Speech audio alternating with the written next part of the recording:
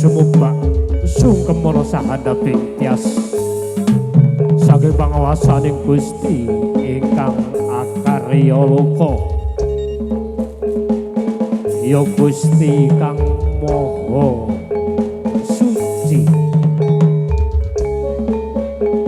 kang wenang paring nugraha kang wenang paring pidana marang sagu dumadi panguwasaning Gusti Anjalari gumlaring rahina lawan dumadining ratri mula neng kanthi kang cinarita nalika semana ana wanodya kang sulistya ing warna cipta dening Gusti kang maha kawasa para satriya bugis kang ngeparengake marang Watedya mau banjur padha ulah kanuraga satriya bugis suka budaya suka budaya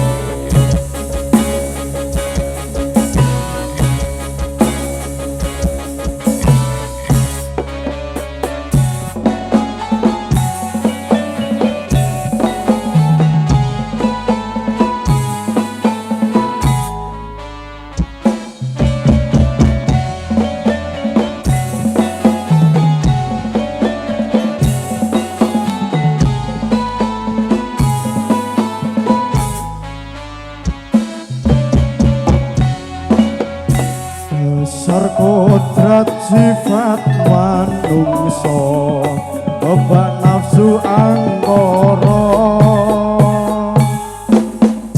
adikang adikung adikuna nyawi cicroning nala eling ya sing eling urip mung sedelo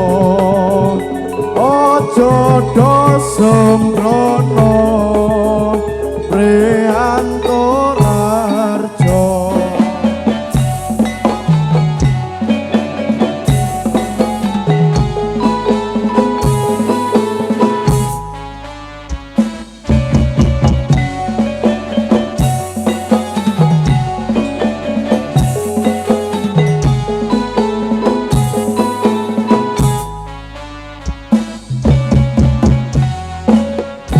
dasar kodrat sifat menungso kebak nafsu angkara adikan adikung adikuno nyawi citroning nala eling yo sing eling urip mung sedelo jodoh sembrono Priantara Harjo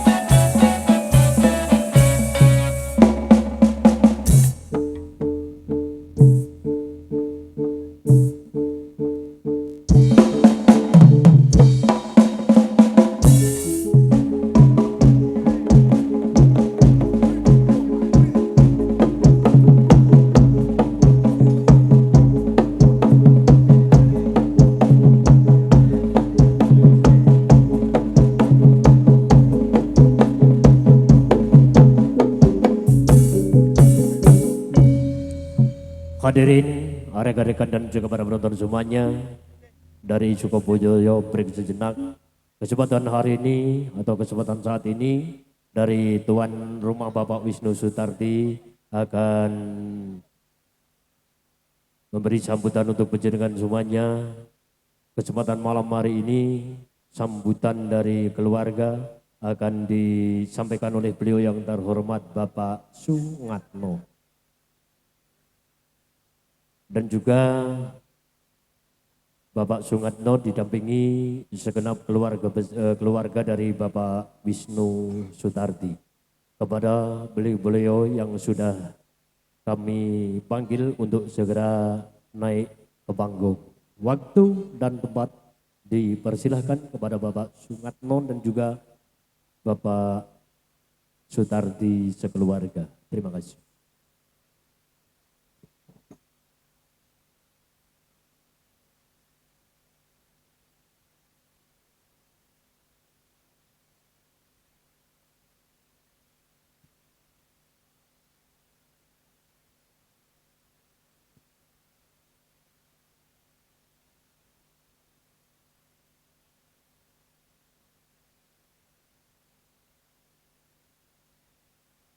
Bismillahirrahmanirrahim.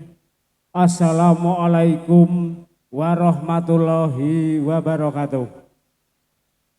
A'udzu billahi minasyaitonirrajim. Bismillahirrahmanirrahim. Alhamdulillahirabbil alamin. Nahmaduhu wa nasta'inuhu wa na'udzu billahi min syururi anfusina wa min sayyiati a'malina. Fala yudlilhu fala hadiyalah. La haula wala quwata illa billah. Astaghfirullahaladzim.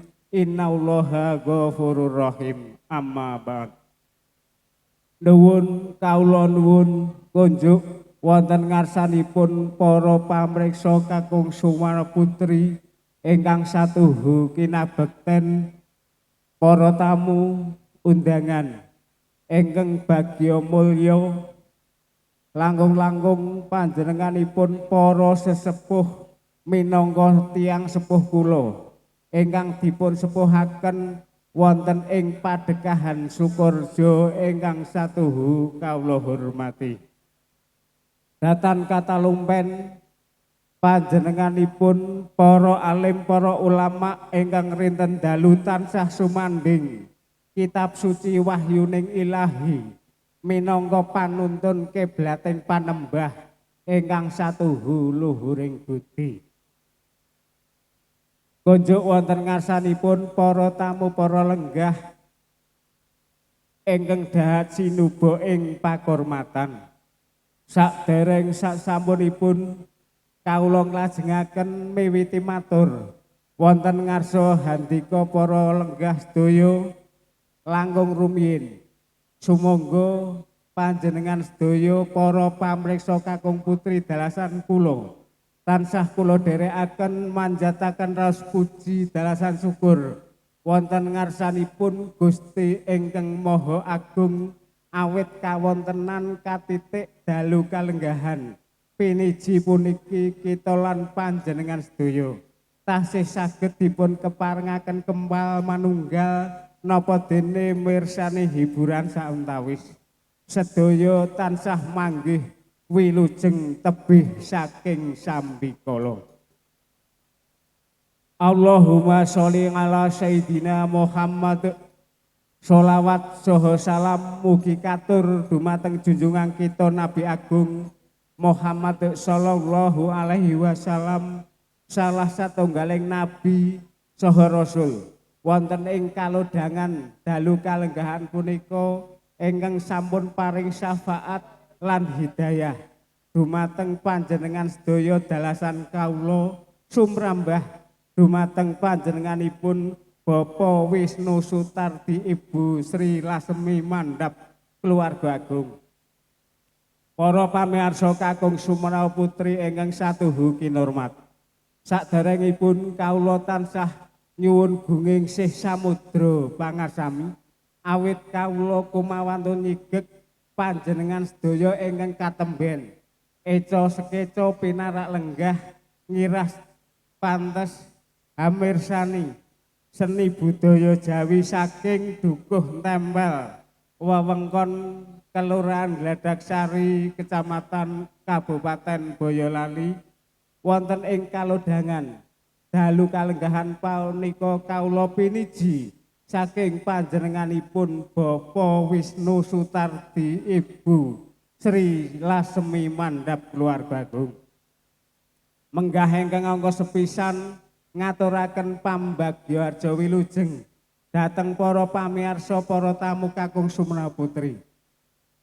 Jangkep ingkang angka kalih wonten ing kalodhangan kalenggahan dalu piniji puniki panjenenganipun Bapak Wisnu Sutardi Ibu Sri Sulasmi nggadahi kajat ingkang angka sepisan inggih menika netepi sunahipun Rasulullah sallallahu alaihi wasallam ngawontenaken tasakuran walimatul akikah putranipun kekalih wonten ing kalodhangan dalu punika bilih ing angka sepisan ingkang dipun akikahi panjenenganipun adik Sri Noviana nomor kalih ingkang dipun akikahi wonten ing kalodhangan dalu punika panjenenganipun adik Raisa Pratiwi ingkang wonten ing kalodhangan menika nembe lenggah wonten ing pendidikan kelas 3 SD wonten ing Sidoarjo. Mugi tansah nyuwun tambahing berkah saha pangestu wilujeng sepisan dhateng para tamu, kaping kalih dhateng para warga masyarakat, langkung-langkung dhateng para pamirsa kakung Sumena Putri, menggah putranipun Bapak Wisnu Sutardi ingkang nomor kalih ingkang nembe dipun akikahi, ingkang nembe lenggah wonten ing bangku kelas 3 SD, mugi sak pengkeripun dipun akikahi. Putranipun Bapak Wisnu Sutardi sak keluarga tansah dadosa putra ingkang salehah, bangun turut dhateng tiyang sepuhipun kekalih, tumrapipun tangga tepalih minggahipun dhateng agami lan negarinipun. Dadosa putra ingkang migunani tumrap nungsa lan bangsa.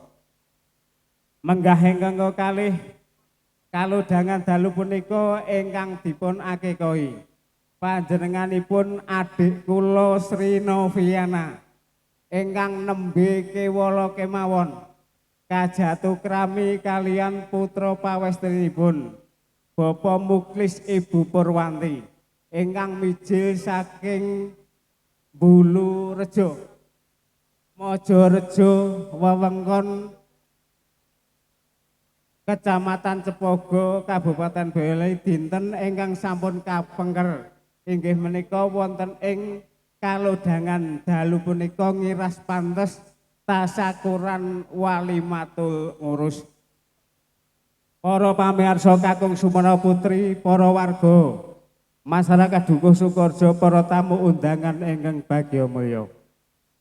Menggah saking panjenenganipun Bapak Wisnu Sutardi mandhapipun dhateng para keluarga agung tansah nyuwun tambahing berkah saha pangestu dhateng atmajanipun kekalih ing kalodhangan dalu punika ingkang nembe dipun ijab kabulaken nalika dintang surya kaping 17 Mei 2026 dinten ingkang sampun kapengker jangkep wonten ing kalodhangan dalu punika sepeken dintenipun. Tansah nyuwun tambahing berkah saha pangestu dhateng para pamirsa. Mugi atmaja temanten sarimbit anggenipun badhe mangun bebrayan agung wonten ing kalangan Dukuh Sukoharjo tansah manggya wilujeng dadosa keluarga ingkang sakinah mawaddah warahmah. Amin Allahumma amin. Para pamirsa kakung Sumena Putri ingkang kinurmatan, mekaten menggah wigatos sing sedya babaring kajat ingkang kaadanan saking panjenenganipun Bapak Wisnu Sutardi mandhap Ibu Sri Lasmi ingkang saged kula aturaken. Menggah ingkang angka kalih tansah ngucapaken agunging panuwun ingkang tanpa upami dumateng panjenenganipun Bapak Pemerintah Desa Kembangkuning. Mandhapi minggahipun dhateng Bapak Muspika Kecamatan Cepogo, minggahipun dhateng Kabupaten Boyolali. Wonten ing kalodhangan siang kala wau ngantos dumugi dalu kalenggahan punika ingkang sampun paring idi palilah anggenipun ngawontenaken hiburan sauntawis saking keluarga namung saged ngucapaken agunging panuwun ingkang tanpa upami. Menggah kalajenganipun kawula pribadi minangka makili saking panjenenganipun Bapak Perwakilan Dukuh, Bapak RW, Bapak RT dadosna kawigatosanipun dhateng para warga masyarakat Dukuh Sukoharjo ing mriki mbok bilih sedaya badhe hamirsani menggah bothekipun hiburan dalu punika pikajeng kula utawi piweling kula minangka makili perwakilan Dukuh ampun ngantos nglalekaken griya dipun sambangi wonten ing kalodhangan punika ing mbok bilih samangke mugi boten dadosaken kuciwaning manah dhateng para warga masyarakat. Menggah ingkang angka 3 pikajengipun saking panjenenganipun Bapak Wisnu Sutardi Ibu Sri Sulasmi. Nyaosi pirsa dhateng para pamirsa kakung putri para warga penonton wonten ing kalodhangan dalu punika. Pikajengipun dipun suwun jagi katentreman kabagian mugi anggenipun ngawontenaken hiburan sauntawis wonten ing dalu punika mugi tansah pinaringan wilujeng piwit purwa madya hingga wusana. Para pamirsa kakung putri ingkang satuhu kinurmat, mekaten lan semanten menggah wigato sing sedya babaring kajat ingkang kaadanan saking panjenenganipun Bapak Wisnu Sutardi Ibu Sri Lasmi ingkang saged kula aturaken sepisan malih ing mbok bilih panjenenganipun Bapak Wisnu Sutardi anggenipun nyametaken papan palenggahan kangge ngawontenaken hiburan para pamirsa terutami para warga suka budaya saking Dukuh tempel ing mbok bilih tertentu wonten kekirangan kelepatanipun lumantar kula tansah nyuwun agunging samudra pangarsami ingkang ageng langkung-langkung dhateng para Bapak Hansip keamanan sak panunggalanipun. Wonten ing kalodhangan dalu punika dipun suwuni senjata pitulung kapurih jagi wonten ing lingkungan keamanan wonten ing hiburan kalodhangan dalu punika. Para pamirsa kakung Suwana Putri, para tamu ingkang kawula hormati. Kawula kinten namung kaduk dumugi semanten anggen kawula ngaturaken menggah wigato sing sedya babaring kajat ingkang kaadanan saking panjenenganipun Bapak Wisnu Sutardi mandhap keluarga agung ing mbok bilih anggen kawula ngaturaken wiwit purwa madya hingga wusana tertemtu kirang jangkep kawula tansah nyuwun gunging samudra pangarsami dhateng para pamirsa kakung Sumana Putri. Sugeng dalu sugeng mirsani ngantos paripurnaning pagelaran dalu punika. Paputoning atur wabillahi taufiq walhidayah waridho warinayah. Wassalamualaikum warahmatullahi wabarakatuh. Wekdal kula kunduraken dhateng Kadang Pambyawara. Matur nuwun.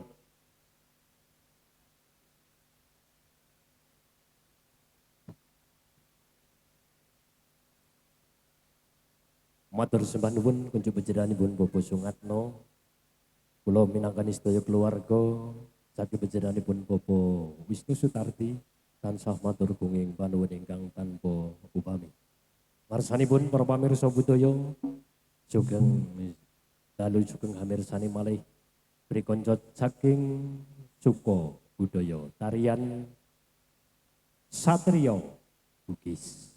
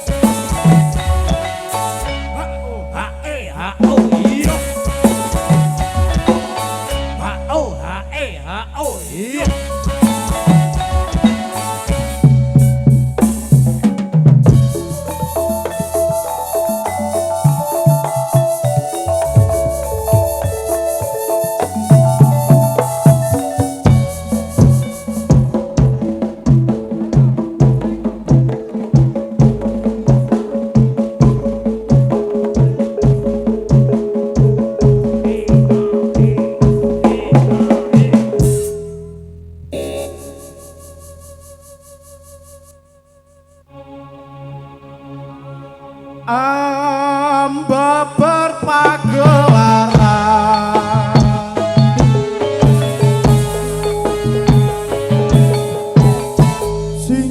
singgah kala singgah durga sumingkir ing jalani kukus dupa kumelun ing jagat raya mangge panggayo kunjo ing samurba.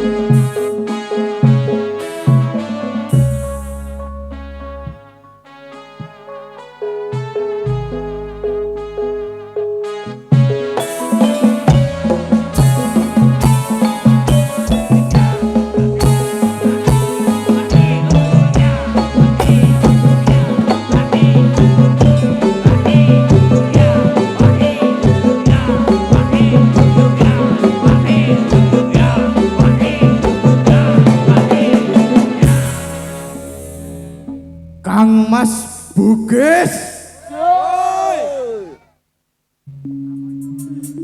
Yuangkat sang prawara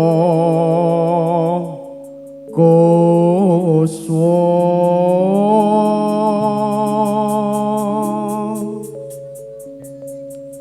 Magara gumiwang gegeteri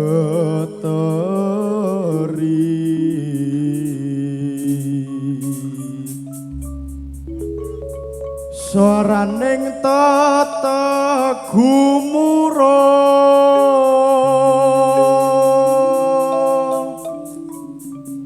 war pangkreking turangga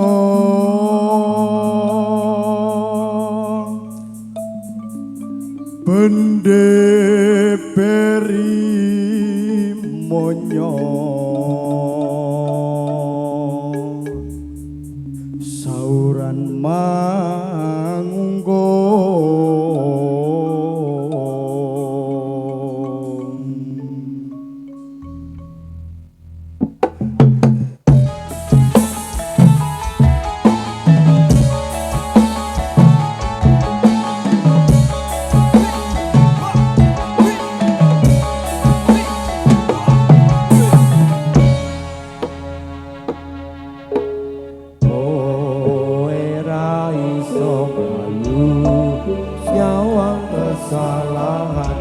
ajining diri ana ing lati kowe ra iso blayu saka kesalahan ajining diri ana ing lati kowe ra iso blayu saka kesalahan ajining diri ana ing lati kowe ra iso blayu saka kesalahan ajining diri ana ing lati kowe ra iso blayu saka kesalahan ajining diri ana ing lati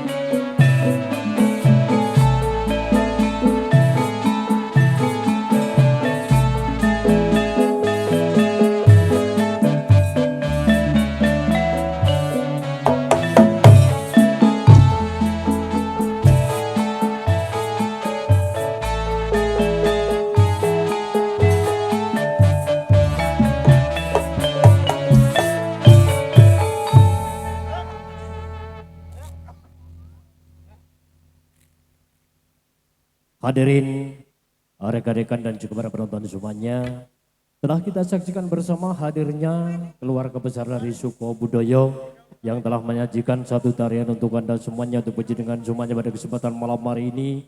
Tarian Satrio Bugis yang sudah berlalu di hadapan dengan semuanya.